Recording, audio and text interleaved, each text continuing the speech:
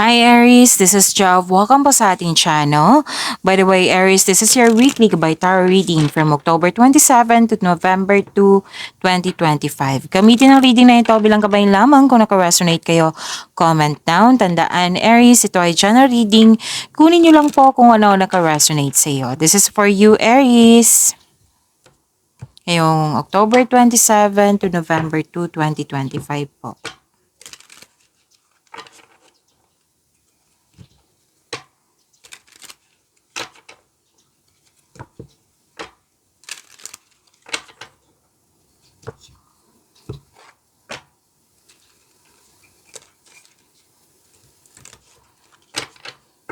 Para po ito sa iyo, Aries, October 27 to November 2, 2025.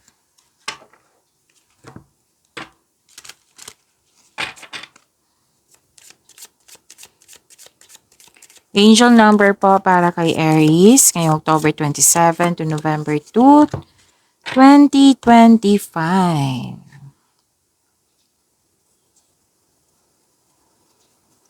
Angel number 24. Okay, so sabi dito, you have a heart of gold and are very skilled at maintaining balance, stable relationships. You are loyal to your loved ones and are able to be the nurturer, protector, and provider all at once. Okay? So to attract more blessings, let us say the power affirmation. Let us say, I am generous. Again, I am generous. Aries. Okay, this is a message of divine support, balance, and sabi dito, kailangan na maging stay confident ka in your life journey. So it signifies that you are not alone po. And your angels are assisting you in discovering your inner wisdom and higher purpose. So, it encourages you to balance your career goals and stay positive kasi it will increase your prosperity kung magkakaroon ka ng positive thoughts, positive plan. Okay? And you have divine support, right? Balance, spiritual growth, positive energy.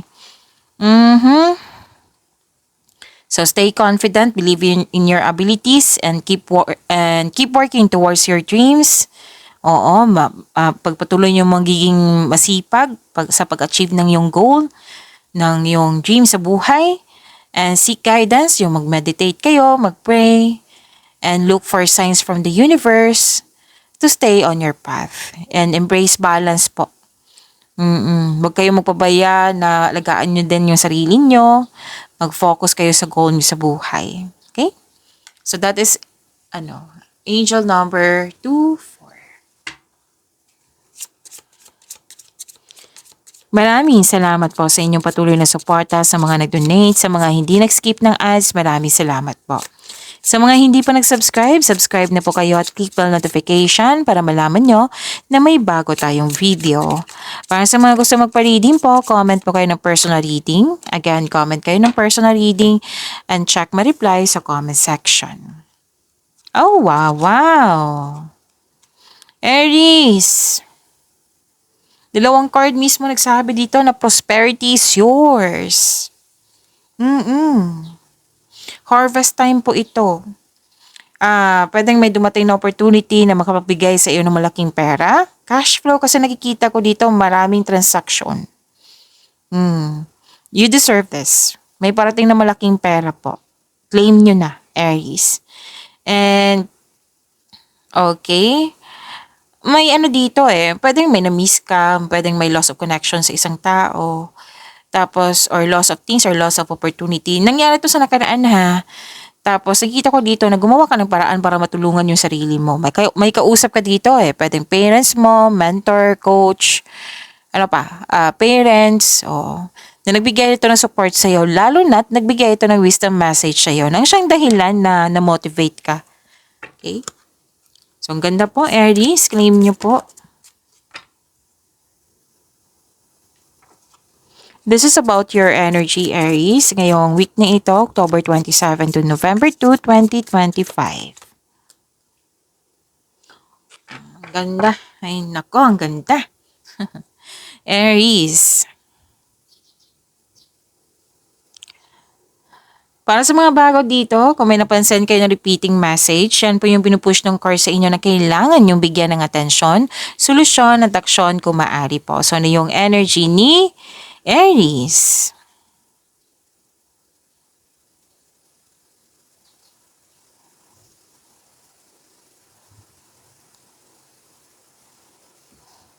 May new beginning po ha. Ang ganda po nito. Freedom, curiosity, kasi may new journey. Opo. Kailangan lang po ng, anong tawag dito? Care is needed, Aries. And, okay, so may potential kasi dito na magiging successful. Basta bigyan lang po ng konkretong plano, bigyan ng sipag at tsaka. Okay? And take a leap of faith and trust the support of the universe. Please know that you are divinely guided, which is sinabi din dito sa inyong angel number 24. At huwag kang matakot, instead i-acknowledge mo ang mga lessons na na-encounter mo. Kasi this will lead you to new opportunities po. Magkakaroon po ng personal and spiritual evolution. Okay? Sa mga single dito, huwag kayong matakot ma-in love ulit ha. Sabi ng iyong card. Kung may tampuhan kayo sa isang tao, ang advice ng card dito, leave the past behind. It's never too late to begin again. Mag-usap at magpatawad. Kung sa career and money to, kung seryoso ka sa inyong growth, oo, if you're serious about your growth, then you have to step out from your comfort zone. Kasi may nakita kong potential dito na magkakaroon ng financial growth. Yan po ang sabi ng yung card.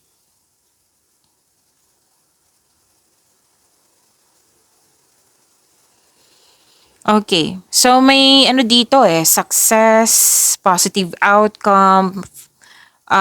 Kitang-kita ko yung joy and happiness mo sa dalawang card na ito. Full of positivity. Wow, you have strength.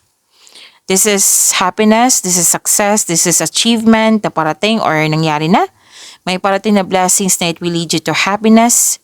Improvement din sa health is on the way. May recovery dito. Like for example, sobrang stress mo the other week. Ngayon, okay na. Ito ay magandang kalusugan, kaligayahan, at kaaya-ayang pakiramdam. May nakita rin akong reunion dito ng group of people. And very comfortable ka at secure pag nagstay ka sa bahay. Pero then, like for example, sinabi mo sa family mo, gusto kong umuwi dyan sa bahay kasi I felt, kung magstay ako dyan, I feel secure, calm, and relax. Yan. Pero then, nagstay ka sa bahay ngayon. Tapos may mga bisita ka mga bata na nagbibigay ng kaligayahan sa iyo. So enjoy your success ha, Aries. Success lies ahead if you keep the path. Pwede din nakatanggap ka ng may balita na may buntis or wedding, may happy bonding, may mag-beach outing or mag-outing to escape everyday pressures. Di ba ang ganda? By the way, this is long reading, Aries. Oo. So habaan ng pasensya. Long reading po ito kasi weekly nyo po.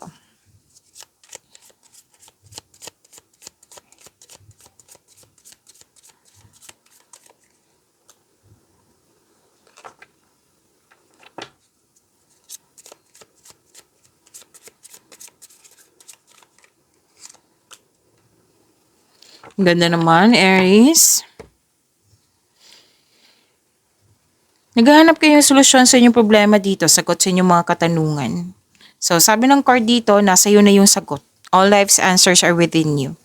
And feel free yourself para makapag-isip ka ng maayos. Kung nais mo ng promotion, hindi mo na kailangan ng pahintulot to move ahead. Mas gusto mo magtrabaho mag-isa rather than in collaboration.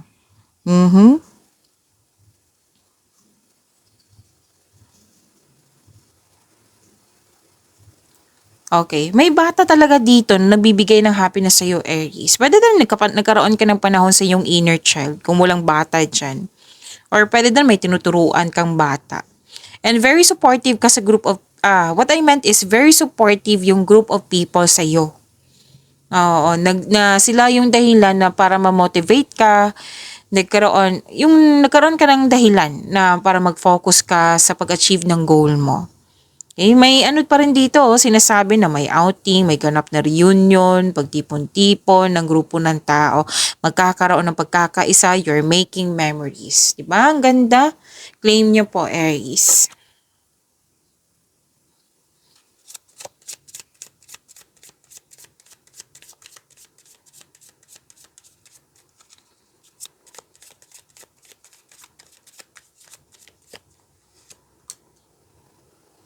And by the way, this is generosity also. Kasi manikita ko dito may natanggap kayo malaking blessings at naging generous kayo sa inyong kapwa. Sa inyong sarili din. Opo.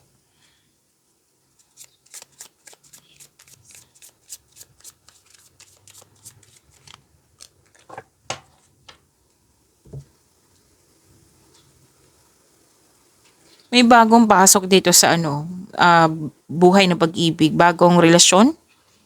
Nagkabalikan, nagkasundo, may promises, agreement, deal. Pwedeng nagkasundo para magkita, para mag-date. Oo. Bagong pasok sa relasyon. Ano pa?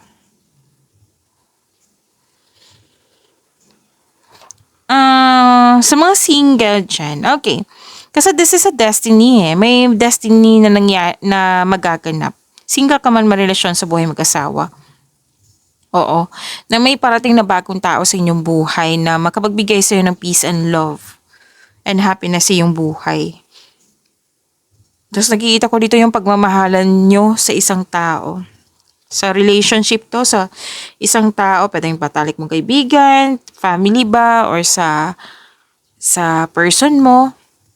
Very supportive kayo sa mga ginagawa nyo o plano nyo sa buhay. So may namuong relasyon talaga dito. Nagliligawan. Wow, Aries. May reminder lang ang card nyo dito, Aries, na pwedeng yung sinabi ko kanina na loss of connection, na pwedeng may na-miss kayo, may loss of things or loss of opportunity, pero most likely loss of connection to na naalala nyo. So, sabi ng card, you must process this kind of emotion. Okay? Don't worry, after nito, magkakaroon po siya ng new direction. Single ka man marelasyon sa buhay mag-asawa. At pwedeng naalala mo yan. Oo, na nakaramdam ka ng lungkot kasi naalala mo. May na-miss ka, pwede.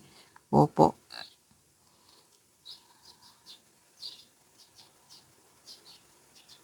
Okay, sa mga single dito, may magiging partner ka na financial stable na. Sobrang generous po. Pero din partner nyo to na naabot na niya yung financial maturity. Opo. Sa mga single dito, gusto nyo muna magbili ng lupa, properties bago pumasok sa buhay ng pag-ibig. May plano kayong lahat, magbakasyon. Single ka man marelasyon sa buhay mag-asawa. Or di kaya, kung hindi man to bakasyon, pwede din na bibili ka ng bagay para iregalo mo sa iyong sarili, para to pamper yourself. And you deserve this. Kasi nakikita ko naman dito, naging productive ka sa araw-araw. You deserve this. Okay?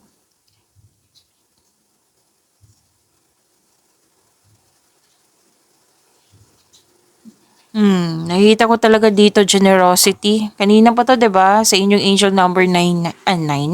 Angel number 24. You have abundant in life. Single ka man marelasyon sa buhay mag-asawa. And sa mga marelasyon, maalaga kayo, maasahan. Magtiwala kayo na magbuo kayo ng lasting partnership, ha?